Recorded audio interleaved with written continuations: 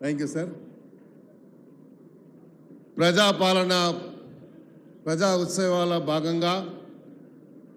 తెలంగాణ ప్రభుత్వంలో కాంగ్రెస్ పార్టీ అధికారం వచ్చిన తర్వాత గత సంవత్సర కాలంలో చేసినటువంటి అభివృద్ధి కార్యక్రమాలను పురస్కరించుకొని రాష్ట్ర వ్యాప్తంగా ఈ యొక్క ఉత్సవాలను జరుపుకోవాలని మొన్ననే మీరు చూశారు. ముఖ్యమంత్రి గారు వరంగల్లో జరుపుకున్నటువంటి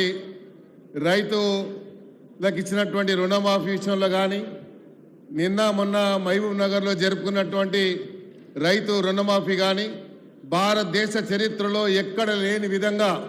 మొట్టమొదటిసారిగా 2 లక్షల రూపాయలు రుణమాఫీ చేసి ఈ ప్రజా ఉత్సవాల భాగంగా ఈరోజు వివిధ డాక్టర్లకు ముఖ్యమంత్రి గారు, డిప్యూటీ చీఫ్ మినిస్టర్ గారు, గౌరవనీయులు ఉప ముఖ్యమంత్రి గారు బట్టి విక్రమార్క,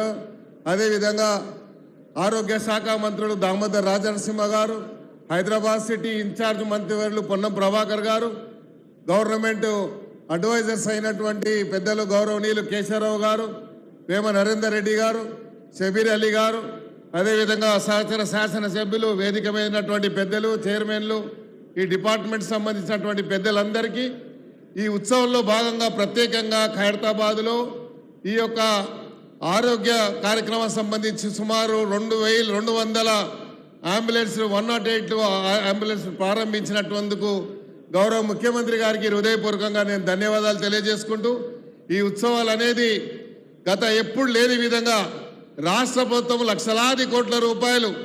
ఆర్థిక సంక్షోభం ఉన్నప్పటికీ గతంలో జరిగినటువంటి ఇబ్బందులన్నిటి కూడా అధిగమించుకుంటూ ఈ రాష్ట్రాన్ని ఒక గడిలో పెట్టాలని, రాష్ట్రాన్ని ప్రగతి పథంలో తీసుకెళ్లాలని, ప్రత్యేకంగా హైదరాబాద్ సిటీ యొక్క గ్లోబల్ సిటీగా గుర్తింపు పొందడానికి